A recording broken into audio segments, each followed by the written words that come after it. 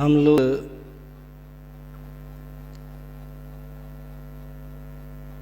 अभी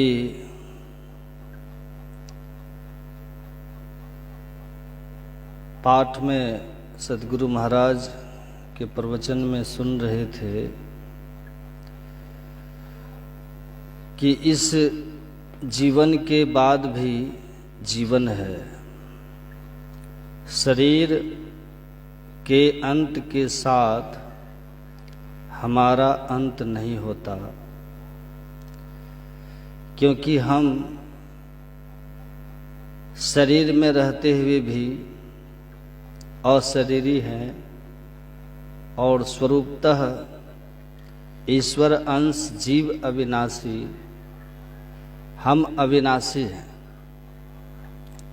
शरीर का जन्म हुआ है, शरीर का नाश हुआ है, लेकिन हम अविनाशी हैं, हमारा नाश नहीं होता। लेकिन हमारा नाश भले नहीं हो, लेकिन हमारा एक शरीर से दूसरे शरीर में ट्रांसमाइग्रेशन होता है। एक शरीर से दूसरे शरीर में हमको जाना पड़ता है, और ये जो जाना है एक शरीर से दूसरे शरीर में, यह पूरा का पूरा मनुष्य शरीर में किए हुए कर्म पर निर्भर करता है।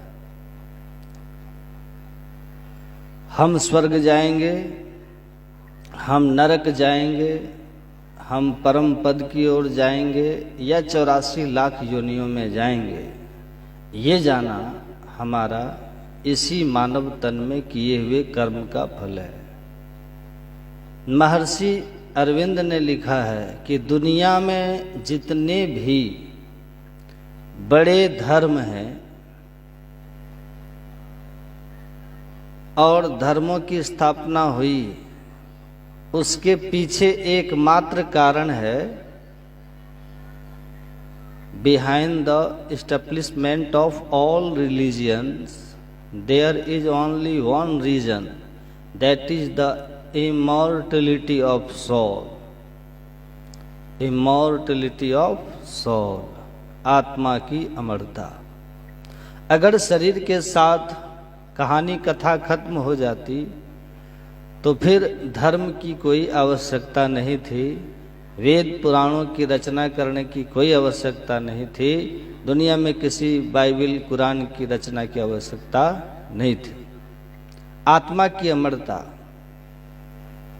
और इसका इस शरीर में रह कर के कर्मानुसार होने वाले सद्गति और दुर्गति धर्म की स्थापना का कारण है। तो भगवान हम लोगों को यही बात समझा रहे हैं कि यह लोग जहां आप हैं, इसके बाद का लोग, जो आगे का जीवन आपका होगा, उनका वो दोनों सुखमय आपके हों, शांतिमय हों, आप दोनों जगह आनंद से रहें, उसके लिए आपको भक्त बनना होगा, आपको भक्ति करनी होगी।